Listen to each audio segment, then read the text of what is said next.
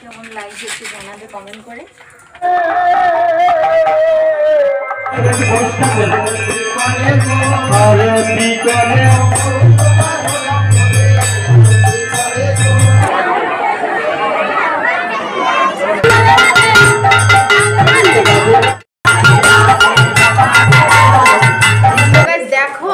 আমার না ভিডিও করার কথা একদম মাথায় ছিল না, কারণ তাড়াহুড়ো করে গাড়িতে উঠে পড়েছি।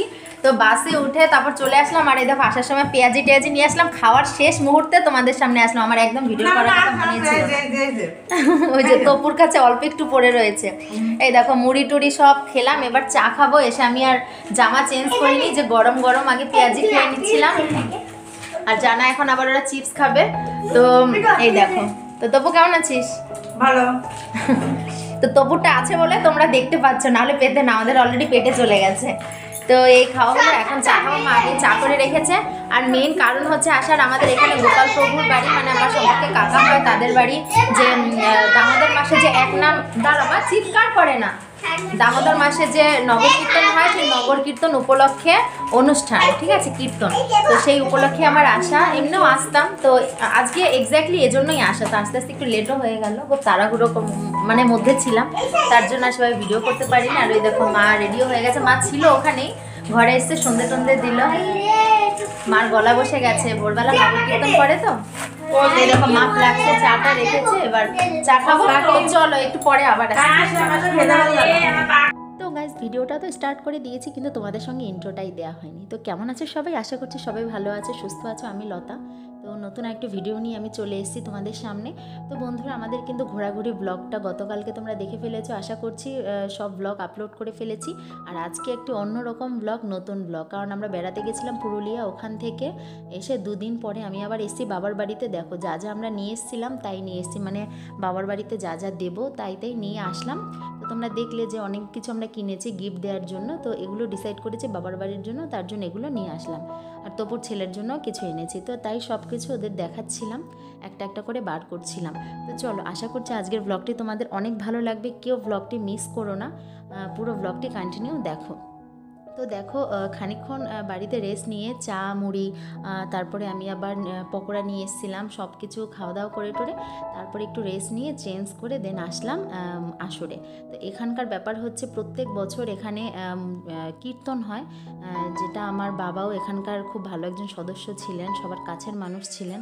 তো সেই সুবাদে না আমাকে ওরা ভীষণ ভালোবাসে, সম্পর্কে আমার কাকা হয় জ্যাঠা হয় যারা আছেন, এতটাই ভালোবাসে, তাদের কথা আমি ফেলতে পারলাম না। দেখো এসছি কিন্তু দুদিন হলো, তারপরে আমি আবার কিন্তু এখানে চলে আসলাম, শরীরটা সায় দিচ্ছিল না, তাও আসলাম শুধুমাত্র কাকাদের কথা রাখার জন্য। আর এবছর আমার বাবা নেই, কারণ ওনারা এতটা মিস করছে, আর সেই মিসের মানে এতটা মনে করছে বাবাকে। আর কেন বলছে এই কথা তোমরা সেটা পরে দেখতে পাবে, যে বাবার সম্মানটা কোথায় রেখেছে, মানে বাবাকে সবাই এতটাই ভালোবাসতো, এতটাই শ্রদ্ধা ভক্তি করতো, সেটাও তোমরা আস্তে আস্তে দেখতে পাবে। তো চলো একটু কীর্তন এনজয় করো আমাদের সঙ্গে। তো এই ভয়েসের মাধ্যমে আমি তোমাদের সঙ্গে শেয়ার করছি কথাগুলো, আর অল্প সাউন্ডে কীর্তনগুলোও শুনিয়ে দিচ্ছি, আশা করছি ভালো লাগবে তোমাদের। তো এখন দেখো আমরা একটু তিলক পরে নিচ্ছি, আর আমার মাম্মা আমরা তিলক পরতে ভীষণ ভালোবাসে। আর জানো তো বাবাকে ভীষণ পরিমাণে মিস করছিলাম, কারণ গত বছরও না আমি এসছিলাম জানো তো, আর ওই সময় আমার বাবা ছিলেন, মানে এতটা আনন্দ হচ্ছিল, আর বাবা থাকলে এতটাই আনন্দ হয় কি বলবো, খোল করতাল নিয়ে মানে বাবা ভীষণ আনন্দ করে। আর এইসব কীর্তন ঠাকুর অনুষ্ঠান বাবা ভীষণ ভালোবাসে।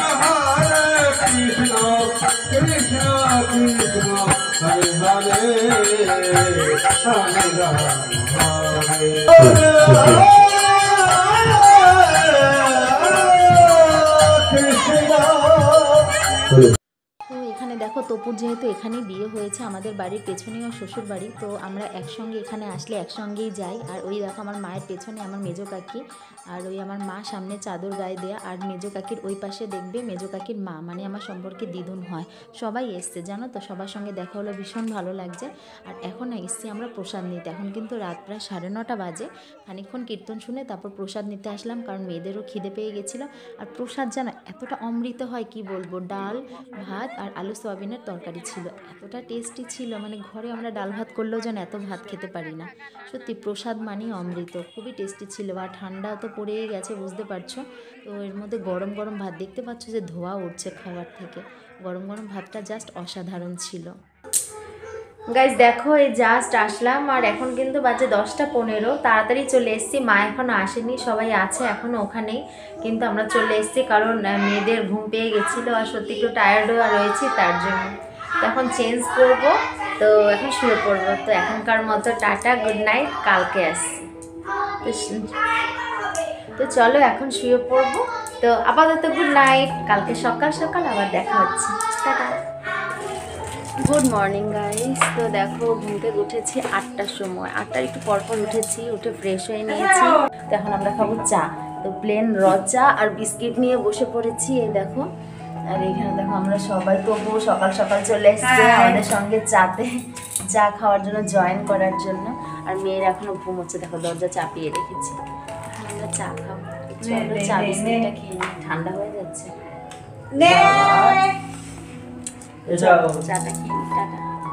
Bye bye. তো গাইজ দেখো আমরা রেডি হয়েছি, রেডি হয়ে এখন যাচ্ছি হচ্ছে ওই অনুষ্ঠানের ওখানটায়, কীর্তনের ওখানটায়। আওয়াজ পাচ্ছে যে কীর্তন হচ্ছে, তো প্রসাদ নিতেই যাচ্ছি। তো এই দেখো পেছনে সব রয়েছে। মাম্মাম, আমি উল্টো পথে ভিডিও করছি কারণ ওইদিকে না ক্যামেরাটা জানি কীরকম লাগছে, কারণ এদিকটা এসে ভিডিও করছি। তো চলো ওইদিকে রাস্তা, ওইদিকে যেতে থাকি। এই দেখো তোমাদের সঙ্গে দেখেছো কীরকম ঘোলাটে ঘোলাটে লাগছে, আর এদিকটায় ক্লিন লাগছে। তো চলো যাই, পরে আসছি। সকালে না আমার যে কীর্তনে যে কাকা জ্যাঠারা থাকে তারা সবাই আবার ফোন করেছে যেন বাড়িতে কোনো রান্না বান্না না হয়। এখানে 3 দিন ব্যাপী খাওয়া দাওয়ার আয়োজন। তো ফার্স্টের দিন আমি আসতে পারিনি, সেকেন্ড দিন রাতের বেলা আসলাম, আর আজকে থার্ড দিন, আজকে হচ্ছে ভোগারতি। তো দেখো সকালের দিকটা আসর ফাঁকা, কেন বলো তো, সবাই বেরিয়েছে অলরেডি, নগরে এখন বের হবে, যেহেতু আজকে ভোগারতি শেষ হয়ে যাবে, নগরে বের হবে। আর আমরা এদিকে বাচ্চা কাচ্চা নিয়ে দেখো খেতে বসে গেছি। সকালে মেনুতে ছিল ডাল ছিল, আলু মাখা ছিল, মানে আলু সেদ্ধ মাখা করেছে, আর ছিল আলু পটল সোয়াবিন দিয়ে একটা তরকারি, ভীষণ টেস্টি ছিল, মানে কি বলবো, সকালে রান্নাটা খুব ভালো হয়েছে। গাইস দেখো এখন কিন্তু সময় বাজে 2:30, আর রেডি হয়ে গেছি। আর ওখান থেকে আসার পরে না তেমনভাবে আর কিছুই করিনি, একটু শুয়ে বসেছিলাম, তার জন্য সেভাবে ক্যামেরাটা অন করিনি। আর এই দেখো মাম্মামদেরও রেডি করে দিয়েছি, এখন যাব ওখানটায় একটু পরে ভোগারতি শুরু হবে। মা তো অনেকক্ষণ আগেই চলে গেছে, সেই সকালে গেছিল, একবার এসেছিল, এসে আবার গেছে। তো এই দেখো আমি আজকে একটু শাড়ি পরেছি, বাবার বাড়ি এসে শাড়ি তেমন পরাই হয় না, তো আজকে একটু শাড়ি পরলাম। এই দেখো কেমন লাগছে একটু জানাবে কমেন্ট করে। তো চলো যাই। আর তবু এখনও রেডি হয়নি, ও একটু পরে যাবে, আমি একটু আগে আগে চলে যাচ্ছি ওদেরকে নিয়ে। বেশ ঠান্ডা ঠান্ডা লাগছে, কিন্তু একটু পরে তো চলে আসবো, তার জন্য সোয়েটার চাদর কিছুই নিচ্ছি না। তো চলো তোমরাও দেখবে আমার সঙ্গে। তো টাটা। রেডি হয়ে দেখো বেরিয়ে পড়েছি। আর বাবার বাড়িতে এসে না আমি খুব একটা শাড়ি পরি না, কিন্তু এবার মনে হলো একটু শাড়ি পরি, ভালো লাগছিল পরতে, তো তার জন্য শাড়ি পরলাম। আর কেমন লাগছে অবশ্যই কমেন্ট করে জানাবে। আর আমি আজকের জন্য লাল শাড়িটাই বেছে নিয়েছি, আমি নিয়ে এসেছিলাম শাড়িটা বাড়ি থেকে। যাই হোক, তো আমি এসে দেখি দেখো এতটা ভিড়, কতটা ভিড়, আমি খালি টেনশনে ছিলাম যে কখন আমি ভেতরে যাব, একটু বসবো। যাই হোক ফাইনালি ভেতরে এসে বসলাম, একটু জায়গা পেলাম আর কি বাচ্চাদের নিয়ে বসার। আর কীর্তনটা আমরাও শুনছিলাম, চলো তোমরাও একটু শোনো।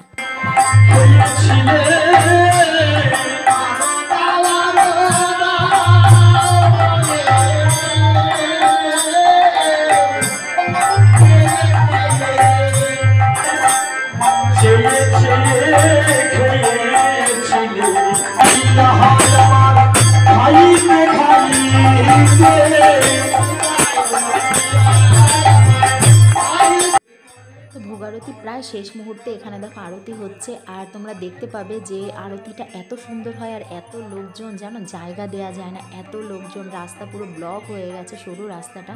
তোমাদের এক্ষুনি দেখাবো যে রাস্তার ওপার পর্যন্ত কত লোকজন, মানে সরু রাস্তা পুরো ভরে গেছে। সেটা তোমরা হয়তো আগে দেখেছো, ভিডিও ক্লিপটা আমি আগেই দেখিয়ে ফেলেছি, যাই হোক একটু ভালো করে দেখলে বুঝতে পারবে। আর এখন দেখো আমরা সবাই বাহু তুলে তালে তালে আর কি নৃত্য করছি। তো তোমরাও দেখো, আমাদের সঙ্গে এনজয় করো, আমাদের আমাদের তো মানে সময়টা যে কিভাবে কেটে গেছে যেন বলার বাহিরে। এখন আফসোস লাগছিল যে আরেকটু আগে আগে কেন আসলাম না, জানো তো আমার আসতে একটু লেট হয়ে গেছিলো।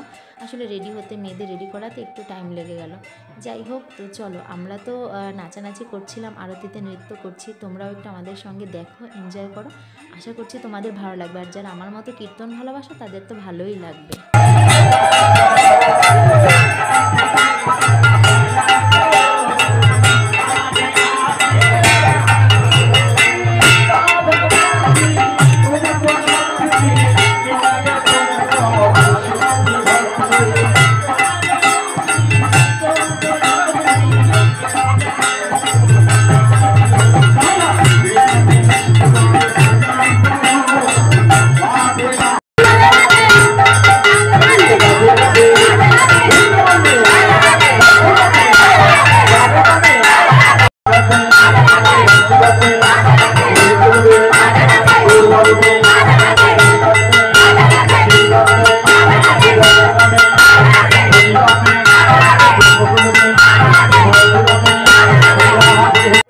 বছরের মতো আমাদের কীর্তন শেষ হলো। মনের মধ্যে একটু ব্যথাও করছিল যে আবার সামনের বছর। দেখো না, একটা বছর হলে মানুষ কে কোথায় থাকে, তাই না? গত বছর তো আমার বাবা ভাবতে পারেনি যে এবছর আমার বাবা থাকতে পারবে না, কিন্তু গত বছরও জানো কীর্তনে বাবা উপস্থিত থাকতে পারেনি, কারণ বাবা তখন খুবই অসুস্থ ছিল। এই ডিসেম্বর মাসে বাবা ভীষণই অসুস্থ ছিল, আর নভেম্বর মাস থেকে বাবার অসুস্থতা শুরু। আর এই দেখো আমার বাবার জায়গা। আমার বাবাকে ফার্স্টে মন্দিরেই রেখেছিল, কিন্তু এত মানুষের ভিড় হবে তো মন্দিরে ছবিটা থাকলে হয়তো ছবিটা পড়ে গিয়ে ভেঙে যেতে পারে, তার জন্য ছবিটা সেফ জায়গায় রেখেছে। এত সুন্দর একটা জায়গায় রেখেছে জানো তো। আর ফার্স্টের দিন ছবিটা পুরো মন্দিরে ছিল। তো সবাই বাবাকে এত ভালোবাসে, এতটা শ্রদ্ধা ভক্তি করে, ওটা দেখে আমারও ভীষণ ভালো লাগছে। আর আজকে ভাবছি যে সত্যি আমি আমার বাবার মেয়ে হয়ে আমি গর্ববোধ করি। সত্যি মানে প্রত্যেকটা সন্তানই তার বাবার সম্মানে সম্মানিত, তাই না? তো চলো বন্ধুরা, এরপরে আমরা খিচুড়ি খেতে চলে আসলাম। আজকে হয়েছিল খিচুড়ি ভোগ। তো চলো, পুরো ব্লগটি তোমাদের সঙ্গে শেয়ার করলাম। কেমন লাগলো আশা করছি তোমাদের ভালো লেগেছে। ভালো লাগলে অবশ্যই লাইক কমেন্ট করতে ভুলবে না, আর নতুন বন্ধুরা অবশ্যই চ্যানেলটি সাবস্ক্রাইব করো। তো চলো, সবাইকে জানাই জয় শ্রীকৃষ্ণ, টাটা।